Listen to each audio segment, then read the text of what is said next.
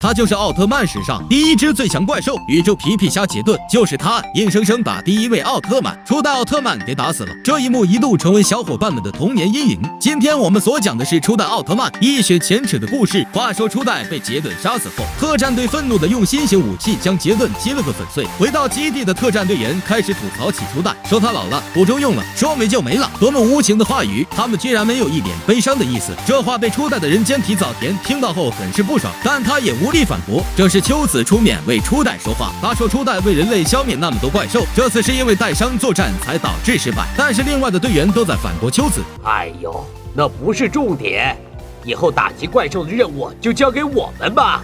早田听后陷入沉思，他又感到最近将有大量怪兽再次来袭，果然全球各地都发生了十分怪异的现象。特战队针对异常现象迅速展开调查。就在此时，空中一组神秘的飞碟对着城市飞去，特战队立马出战。队员秋子被安排在总部负责通讯。秋子接听到一个陌生电话，在寻找岩本博士。博士闻讯赶去，不料却被杰顿组织的杰顿星人给上身了。这时的博士拿起了镭射枪，就要摧毁特战队总部，而此时秋子也被他击晕在地。特战队到达战场，早田发现飞碟都是一些幻影，根本打不到。原来他们中了怪兽的调虎离山之计，队长下令停止攻击，返回基地。当特战队员返回基地后，发现基地已经狼烟四起，他们迅速找到昏迷的秋子。秋子醒来后告诉队友，这一切都是岩本博士所为，然后就晕了过去。蓝大队长追上博士，一拳就把他放倒，这一拳直接把博士打回原形。众人看到幕后黑手竟然是杰顿星人，早田上去对着他就是一枪，杰顿星人发出一声嘶吼，就消失在空气之中。没想到他的吼声竟然是呼唤怪兽军团展开全面攻击的，怪兽们要集体出动了。首先出场的是木乃伊怪兽多通哥，他是一只守护木乃伊的怪兽，他的技能特别厉害，就是瞪谁怀孕。第二只破土而出的是好战怪兽雷德王，在怪兽圈他有个外号叫玉米棒，玉米棒有一个很厉害的技能，一言不合就扔石头。特战队检测到怪兽出没，兵分两路，立马迎战。早田小分队驾驶战机来到多通哥的上空，发现善良怪兽比格蒙在向他们求救。事不宜迟，早田和队友迅速掏出了镭射枪射击多通哥，但是无济于事，反而把他惹怒了。多通哥一束激光打到远处的山上，山上滚落的乱石把皮格蒙砸死。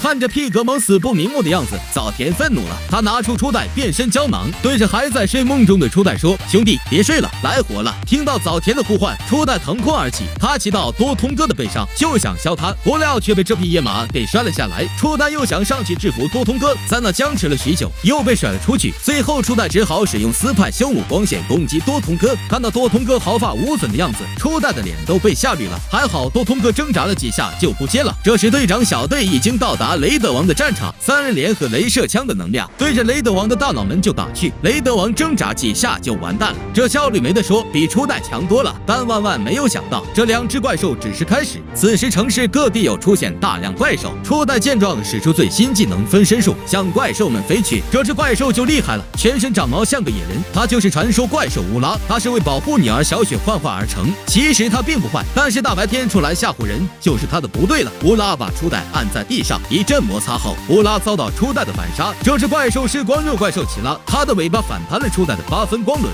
然后又抵挡住斯派修姆光线，看了奇拉毫发无损，这又把初代吓得够呛。只见奇拉一个闪光之眼对着初代打来，没有打着，初代赶紧使用环形催眠光线把奇拉打败。其他几个分身也打得很是顺利，分身3号先把哥莫拉的尾巴给打断，然后跳到他的背上一阵胖揍，一个光线就把他送回老家。分身4号就打得比较棘手，他被炙热怪兽赞博拉的尾巴放倒，分身4号上去就按住他的嘴巴一阵猛锤，就把他搞死过去。分身5号和6号也先后消灭植物宇宙人海洛尼亚以及高原龙西多拉。眼看5只怪兽一一被消灭，初代变回人间体早田。这时早田收到队长的信息，大坏蛋杰顿终于出现，请求早田支援。早田等的就是这一天，他要一雪前耻，示意杰顿决战到底。于是他变身初代奥特曼迎战杰顿。初代召唤出8分光轮束缚住杰顿，但这并不影响杰顿的反击，一束光线就把初代打飞出去。此时杰顿也摆脱束缚，站在初代面前，面对瑟瑟发抖的初代，杰顿竟玩起了江湖失传已久的移形换影。